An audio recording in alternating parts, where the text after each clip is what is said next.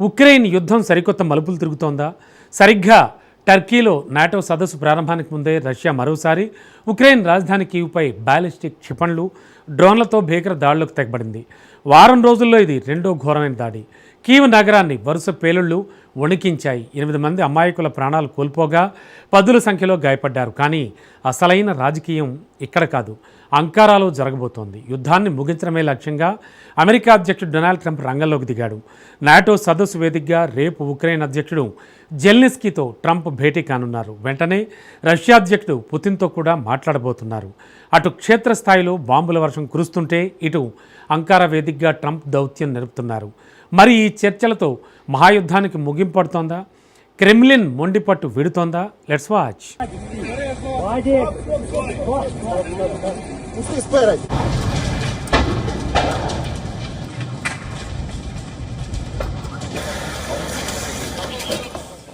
NATO సదస్సుకు Russia ఇచ్చిన signal ఏంటి? డొనాల్డ్ ట్రంప్ చర్చలు యుద్ధాన్ని ఆపుతాయా? జెలెన్స్కీకి మిత్రదేశాలు అండగా నిలుస్తాయా? రష్యా క్షిపణులు, డ్రోన్ల దాడితో ఉక్రెయిన్ రాజధాని కీవ్ నగరం దద్దరిల్లింది. టర్కీలో జరగనున్న నాటో సదస్సుకు కేవలం ఒక్కరోజు ముందు శాంతి చర్చలు పూర్తిగా నిలిచిపోయిన తరుణంలో రష్యా భీకర దాడులకు దిగింది.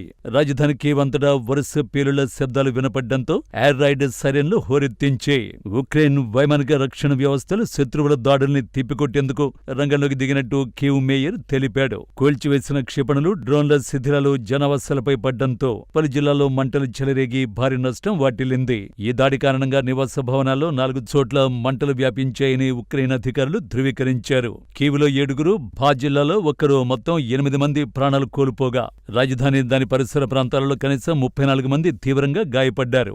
మరోవైపు వ్లాదిమిర్ పుతిన్ ఇప్పటికే తాము సొంతం చేసుకున్నామని ప్రకటించుకున్న కాన్స్టాంటినోవ్కా కోసం కూడా పోరాటం కొనసాగుతోంది.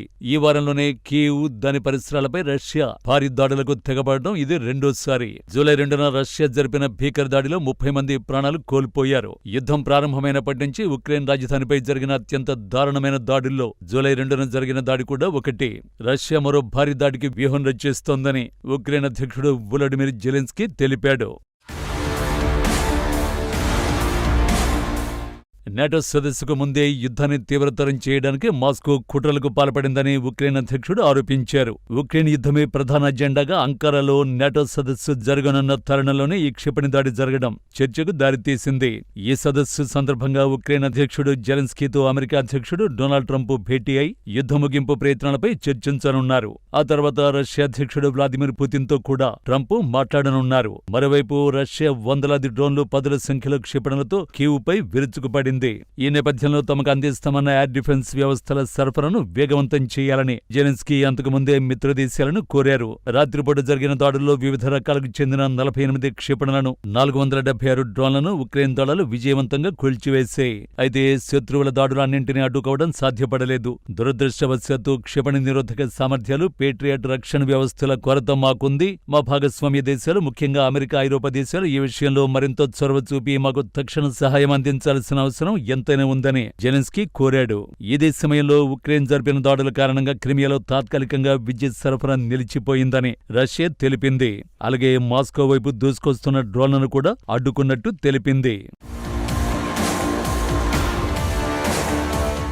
మరోవైపు రష్యా దాడుల తీవ్రత పెరుగుతున్న నేపథ్యంలో నాటో కూటమి దేశాలు అలర్ట్ అయ్యాయి. అంకారా సదస్సులో ఉక్రెయిన్కు అదనపు సైనిక సహాయం, అత్యాధునిక ఎయిర్ డిఫెన్స్ సిస్టమ్స్ ను అందించడంపై కీలక నిర్ణయం తీసుకోనున్నట్టు తెలుస్తోంది. ముఖ్యంగా రష్యా అమలు పొందిలోని అధునాతన క్షిపణులను ఎదుర్కొనేందుకు వీలుగా లాంగ్ రేంజ్ డిఫెన్స్ వ్యవస్థలను సరఫరా చేయాలని బ్రిటన్, ఫ్రాన్స్ ప్రతిపాదించనున్నాయి. అయితే రష్యా మాత్రం పాశ్చాత్య దేశాల జోక్యాన్ని తీవ్రంగా తప్పుపడుతోంది. ఉక్రెయిన్కు ఆయుధాల సరఫరాను పెంచితే యుద్ధం మరింత ముదురుతుందే తప్ప శాంతి స్థాపన సాధ్యం కాదని మాస్కో హెచ్చరించింది. ఇరు దేశాల మధ్య దౌత్యపరమైన చర్చల మార్గాలన్నీ క్లోజ్ అయ్యాయి. ఈ యుద్ధం రాబోయే రోజుల్లో ఎలాంటి మలుపు తిరుగుతుందోననే ఆందోళన ప్రపంచ దేశాల్లో వ్యక్తమవుతోంది.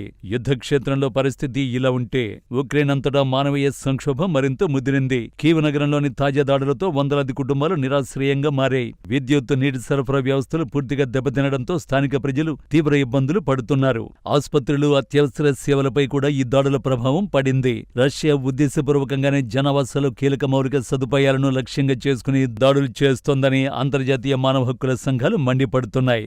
ఐక్యరాజ్యసమితి సైతం ఈ భీకర దాడుల్ని ఖండించింది. తక్షణమే కాల్పుల విరమణ ప్రకటించి చర్చల టేబుల్ పైకి రావాలని రష్యాకు యుఎన్ విజ్ఞప్తి చేసింది. టర్కీలో ప్రారంభం కానున్న నాటో సదస్సు అమెరికా అధ్యక్షుడు డొనాల్డ్ ట్రంప్ చేపట్టబోయే దౌత్యపరమైన చర్చలు ఈ యుద్ధానికి ముగింపు పలుకుతాయా? రష్యా తన పంతాన్ని నెగ్గించుకోవడానికి దాడులను మరింత ఉధృతం చేస్తుందా అనేది ఇప్పుడు $1 మిలియన్ ప్రశ్నగా మారింది.